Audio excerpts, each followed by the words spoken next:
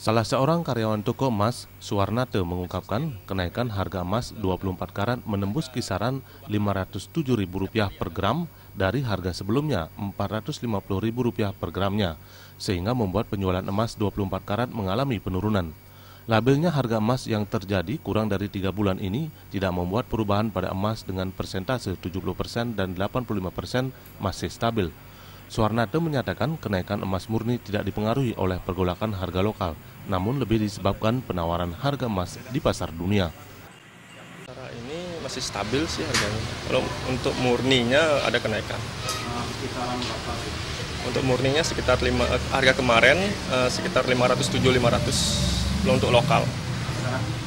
Sekarang masih kan hari Minggu tutup di harganya. Tutup mulai besok Senin sampai hari Jumat tuh sudah ada harga perubahan harga tuh setiap hari ada. Ini ya masih cari-cari yang perhiasan model-model yang baru, model kayak gelang seperti itu. Gelang untuk yang model-model Bali itu kan biasanya untuk upacara aja biasanya untuk dipakai. Untuk upacara ada bawa cincin kebanyakan karena sekarang kan lagi ini batu akik itu ya. Suwarnate menambahkan untuk penjualan emas kadar 70% atau 85% yang banyak dibeli pembeli seperti model gelang, cincin dan perlengkapan untuk upacara. Ngurah Wira dan Yudi, Bali TV.